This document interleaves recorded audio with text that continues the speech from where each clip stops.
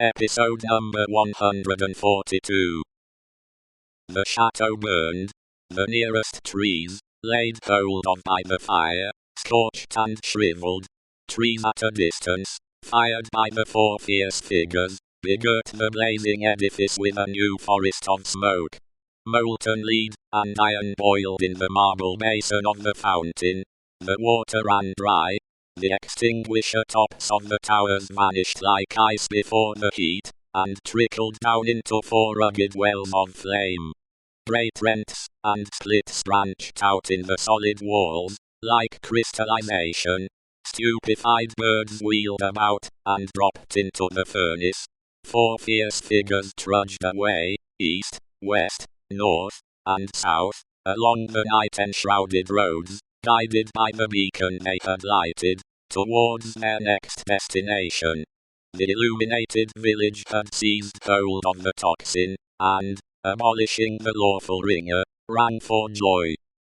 Not only that, but the village, light-headed with famine, fire, and bell-ringing, and bethinking itself that Monsieur Gable had to do with the collection of rent and taxes, though it was but a small instalment of taxes, and no rent at all, that Gable had got in those latter days, became impatient for an interview with him, and, surrounding his house, summoned him to come forth for personal conference. Whereupon, Monsieur Gable did heavily bar his door, and retire to hold counsel with himself.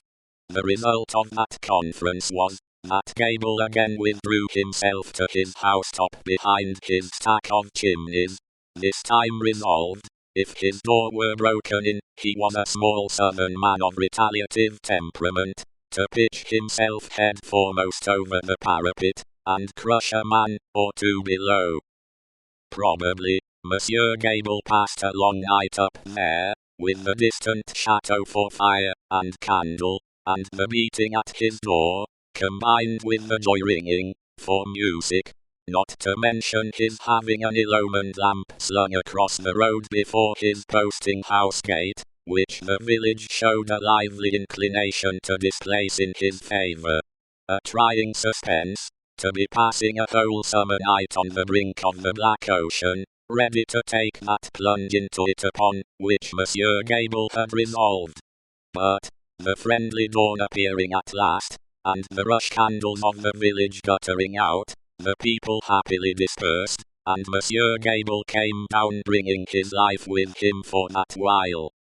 Within 100 miles, and in the light of other fires, there were other functionaries less fortunate, that night, and other nights, whom the rising sun found hanging across once peaceful streets, where they had been born and bred.